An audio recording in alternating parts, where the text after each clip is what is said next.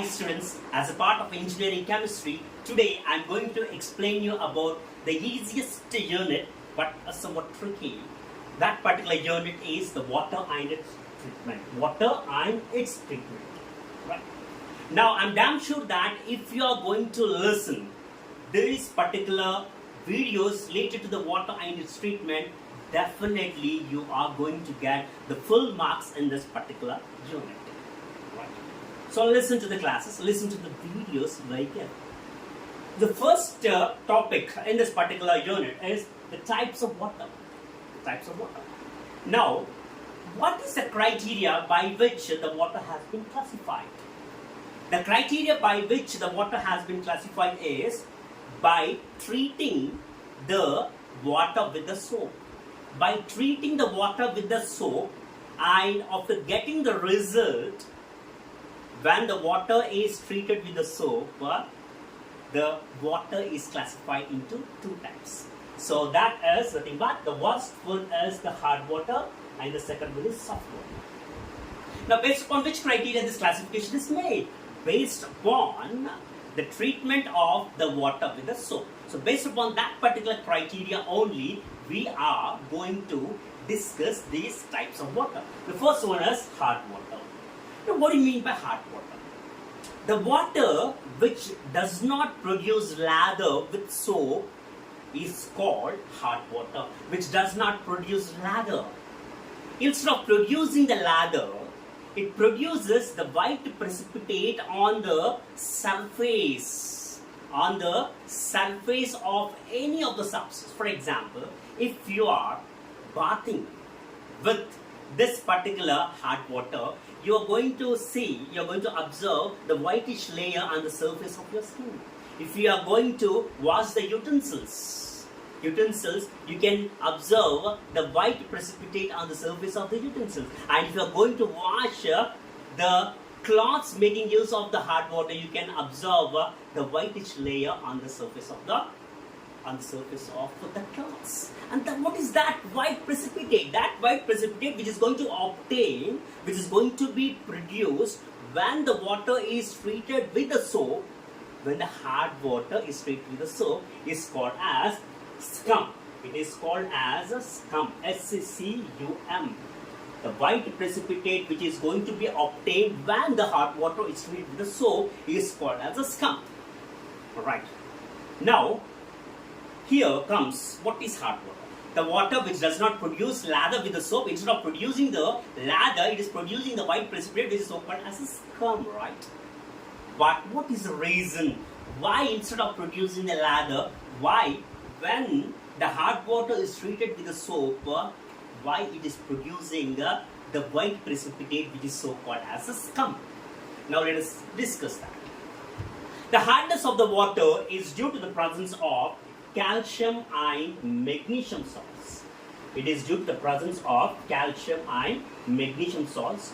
And what are the calcium and the magnesium salts? And based upon the type of calcium and the magnesium salts, how the hard water is further classified, that we are going to discuss in the subsequent classes. But do remember that the calcium and the magnesium salts which are present in the hard water makes the water hard in nature. And why it is? Why when the calcium and the magnesium ions are present in the water is not producing the lather, instead it is producing the white precipitate which is so called as a scum. What is the reason why? Right. Basically, the soaps are either the sodium fatty acids or potassium fatty acids. For example, let us take this is a soap. That is, this is C17H35COONA. This is nothing but sodium stearate. This is nothing but a sodium stearate. Sodium stearate. Now this is a soap, right? And this particular soap, which comprises the sodium ions, is very much soluble in the water. Now this particular soap is very much soluble in the water.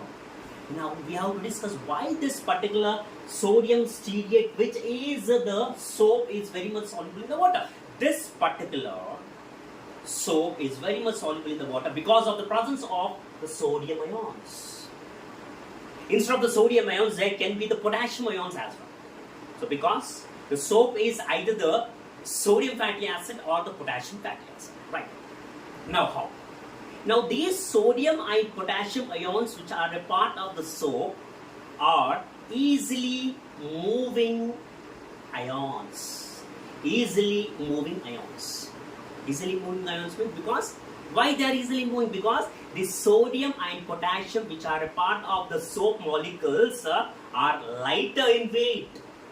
The sodium or potassium which are a part of the soap are lighter in weight. Since they are lighter in weight, they can move easily and freely inside the water. And the movement of any substance is directly proportional to its dissolution in the water. Now we are saying that the sodium and potassium ions of the soap molecules are freely or easily moving ions. As the movement is directly proportional to dissolution in the water, the soap molecules comprising the sodium or the potassium ions are dissolving in the water to the greater extent. And the dissolution is directly proportional to the production of the lather. And here, the more dissolution is happening in the water because of the freely moving sodium or the potassium ions. More the dissolution, as the dissolution is directly proportional to the production of the lather, it is producing the lather. I hope you understand, right? Now, when this soap, which is very much soluble in the water, which is very much producing the lather, whenever it is dissolved in the hard water comprises calcium or the magnesium ion. This is what discussed. Now, what is happening? What is happening? There is no change in this moiety. C17H35COO is not being changed. It is not changing. Now, what is changing? The sodium or the potassium ions are replaced by the calcium or magnesium ions. Calcium or the magnesium ions, right? Now the sodium or potassium, instead of the sodium or the potassium ions which are very much soluble, which are very much responsible for the solubility of the soap molecules in the water, are being replaced by the calcium or the magnesium ions. Now what happens when the calcium and the magnesium ions are replacing the freely moving sodium and potassium ions of the soap molecules? That we have to discuss, right? Now what exactly is happening? This sodium or the calcium or the magnesium ions are unlikely, they are much heavier when compared to the sodium or the potassium. These are the heavier ions. The calcium or the magnesium ions which are now replaced the sodium or potassium ions whenever the soap molecule comprising the potassium or the sodium are replacing the whenever they are used with the whenever treated with the hot water comprised of the calcium ions, what is happening? The calcium and the magnesium ions are taking place of the sodium ion and potassium. Now this calcium or the magnesium ions, now which are a part of the soap molecules, are unlikely, they are heavy in weight. Earlier, the sodium or the potassium ions were lighter in weight.